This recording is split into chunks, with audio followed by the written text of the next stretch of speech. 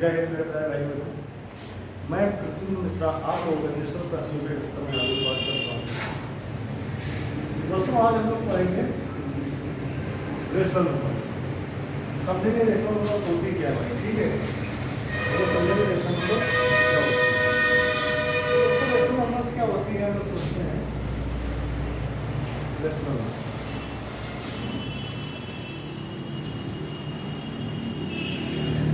परिमेय संख्या, इनको हिंदी में दोस्तों कहते हैं परिमेय संख्या, ठीक है भाई।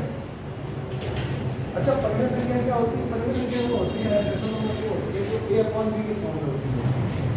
कोई भी संख्या जो a/b के फॉर्म में है वो दोस्त रेशनल नंबर होती है। प्लस उसको क्या होता है, ये भी इंटीजर होना चाहिए, ठीक है।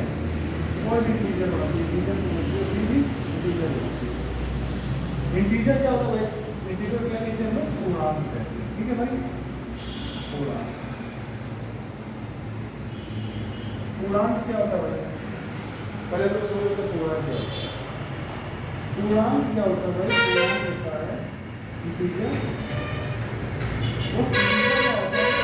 इनफाइनाइट से लेकर और 0 प्लस इनफाइनाइट तक सारी संख्याएं जो है पूर्णांक।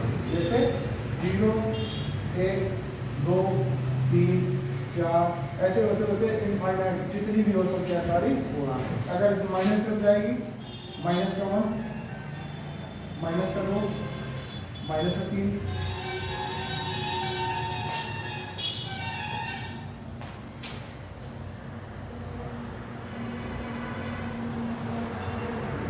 ठीक है भाई। -3, -4 इसी हिसाब से होते होते ये सारी इनफाइनाइट तक चली जाएगी ना, तो ये क्या होते हैं दोस्तों? पूर्णांक होते हैं, ठीक है। तो ये पता लग गया ना कि हमारा परिमेय संख्या क्या होती है। पहली बात तो a/b के फॉर्म में होनी चाहिए, a और b क्या होना चाहिए? इंटीजर होना चाहिए। और सेकेंडली क्या होता है, b जो है वो हमारा इक्वल नहीं होना चाहिए। इक्वल टू किसके नहीं होना चाहिए? 0। b does not equal to 0। हमारी कोई संख्या में b क्या होना चाहिए? जो b है, जो कोई इसी डिनोमिनेटर में आएगी, ठीक है, वो 0 नहीं होनी चाहिए। 0 के अलावा कुछ भी हो जाए कोई फर्क नहीं पड़ता, तो हमारे डिनोमिनेटर में 0 नहीं होगा। जैसे हमने कोई संख्या दे दी 2/3, ठीक है, 4/5, 18/72, ठीक है।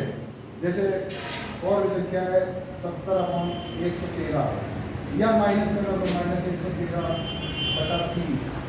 ऐसे कोई भी संख्या, शून्य में कोई भी संख्या है, पर नीचे जो 0 नहीं होना चाहिए। b के स्थान पर 0, मीटर के स्थान पर 0 नहीं होना चाहिए। वो सारी संख्या क्या होती है? Rational number. रेशनल नंबर क्या होती है? पहली तो बात ये है कि a/b के फॉर्म में होनी चाहिए, सेकेंडली इंटीजर्स होनी चाहिए, और b की जगह पे 0 नहीं होना चाहिए, 0। बाकी आप पढ़ लीजिएगा थोड़ा रेशनल नंबर।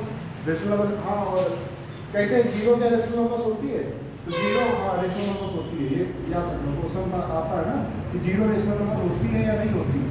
तो 0 क्या है? रेशनल नंबर होती है। कैसे होती है? 0 तो हमारा कैसे होगा? ऊपर होगा ना 0।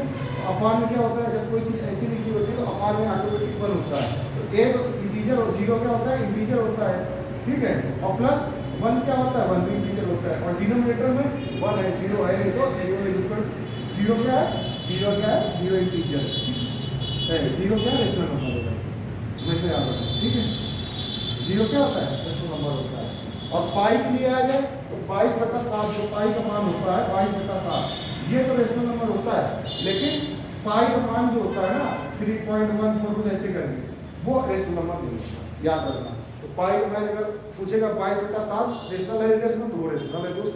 अगर पूछेगा पाई का मान रेशनल होता है इरेशनल होता है, या पाई की वैल्यू, या पाई क्या होता है इरेशनल होता है, तो वो क्या होता है? वो इरेशनल संख्या, अपरिमेय संख्या होती है। और परिमेय संख्या में 22/7 आएगा। रेशनल नंबर पाई की जो मान है 22/7 जो है वो करेक्ट मान नहीं होता, बस मान दिया जाता है। लेकिन पाई का मान जो वास्तविक मान है पाई का, वो अपरिमेय संख्या होती है, वो परिमेय नहीं। ठीक है दोस्त, ठीक है भाई, अपने ऐसे खत्म करके जय।